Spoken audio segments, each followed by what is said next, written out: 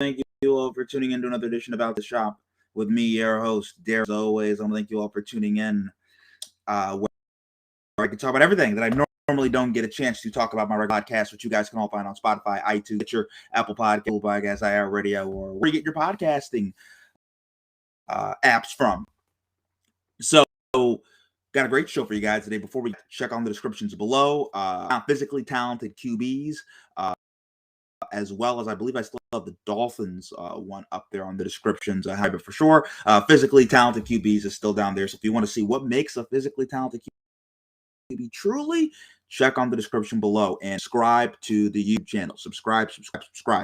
And I'm going to be doing a pod tonight after the game with my good friend Ben Karen, host the Sports Call the podcast. We are going to dive into talk about the Thursday night game a little bit, and we'll our week 4 NFL. It's going by fast. Week 4 NFL predictions and week 5 college football predictions. So that have some big games in college football: Alabama, Ole Miss, Cincinnati, Notre Dame. So it's going to be a dandy. So first, what we're going to get to is this Bengals versus Jaguars, a game that on its face people might not be interested in, but I think this is so many reasons. First of all, I'm going to give you guys some things to watch. Are the Bengals for real? This is what I really want to know. Are the Bengals for real? They have beaten the Minnesota Vikings. They have also beat Pittsburgh Steelers. They are 2-1 on the year. They win this, they are 3-1. That puts them in very good position to be a wild card team. Gone on in Cincinnati since the Andy Dalton, Marvin Lewis days were at their heights, right? So are the Bengals for, and this is really important because this is going to save a lot of jobs with Zach Taylor. They're not going to be on the hot seat as much anymore. Joe Burrow is going to get some vindication. People have been talking about he potentially might want out of Cincinnati. So this is very big for the Cincinnati Bengals. For the Jaguars, what I'm looking for, Urban Meyer's competence as a coach, and the Jacksonville Jaguars' competence, their defensive play calling, how they actually look, because this is going to be the first nationally televised solo stage game of Jacksonville Jaguars. So let's see how Urban Meyer and company. Trevor Lawrence has not looked very good. He's been a turnover machine, so it's going to be really interesting to see how Trevor looks. So those are some 3 things that I'm interested in keying in on for this game. So I want to give you some keys to victory for the Bengals. Run the ball. You have Joe Mixon. You have a decent offensive line, solid offense. You have Joe Mixon, so run the ball. Have balance. So it allows Joe Burrow. You can use play action. It's not all on Joe. You don't want Joe in multiple interception game like I believe he had in week 2, where he struggled a little bit more and the Bengals lost. Also, the Jamar Chase, Joe Burrow connect the ball. Take your shots, Jamar Chase down the field. They have a connection, and they have been playing very well together and have been in sync. In terms of, and also forgot one more key to victory. Get after Trevor Lawrence in this awful Jacksonville Jaguars line. Like, they should dominate the backfield in terms of in Jacksonville's backfield, getting a lot of penetration, getting a lot of sacks, getting a lot of tackles for loss. They have some talented guys in their front seven. Looking for Cincinnati to do. In terms of the Jaguars, run the ball, for God's sake. Find some balance.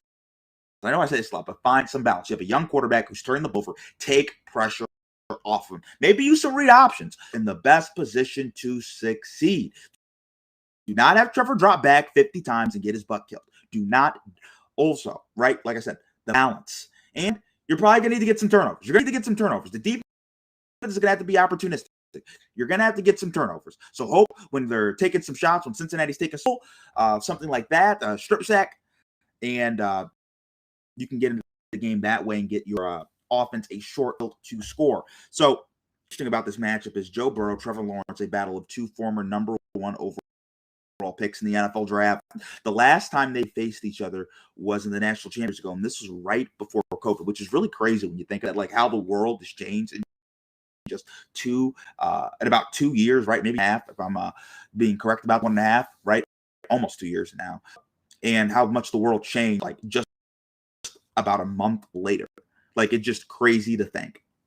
But I think the story of Joe Burrow is interesting. And I think what's really important is it's a story of, it's not how you start, it's how you finish. A lot of times we focus on the LeBron Jameses, the Trevors, the Andrew Lucks, who come up through certain sports that we know right away they're going to be special, right? They're going to be highly touted, very heralded. And then there's a guy like Joe Burrow, who wasn't a 5-star for Lawrence. He was a 4-star prospect. Not super high up here, not amazing, generational. He's a guy who was at one point, like Ohio State, had to transfer and go to LSU, was mediocre his first year in LSU, then changed his game around and becomes the best quarterback in college football and has arguably the best season of college football player of all time, right? And he developed and got better where it was Trevor. He comes in right away, 3-year starter for one of the top 3 teams in the country, maybe top Clemson and Dabo, what they were doing, goes to 2 national championships, makes the college football playoffs every year, wins 3 AC championships.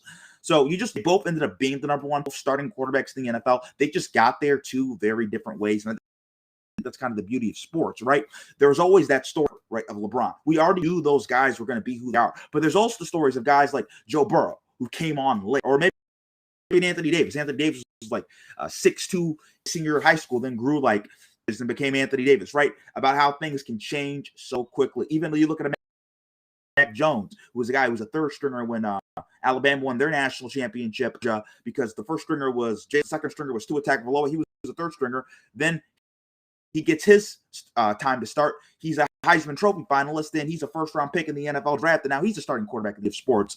And lastly, Joel Embiid versus Ben Simmons. So Ben out and said basically some reporting, I guess, his people leaked, right, that he wants a team built around him. He doesn't feel that the team has been built around him in Philadelphia. Joel Embiid kind of says that's borderline, and he says that the 76ers have always tried to build around Ben. And I think this is kind of showing a little a friction, right, when 2 forces, what's going to give right here. And I think what's really interesting now is I think this is burning the bridge lower and lower, down and down and down. There is no way back. Now you have Joel Embiid kind of being like, no, that's not true. And it kind of shows maybe a little bit of resentment on both their parts. It's like, you did this, and it's like, no, you did this. So I think, look at this, like, this is far from over. I don't see how they can play together again. I just don't see it. I mean, and they're both younger guys, so there's more maturity to show in situations like this. I just don't see how you can bring Ben back. It's going to work between them. It's going to be an adult in the room. I just don't that happens. That's all we have for this edition of Outside the Shop. Subscribe to the YouTube channel. Have a great day, everybody, and God bless.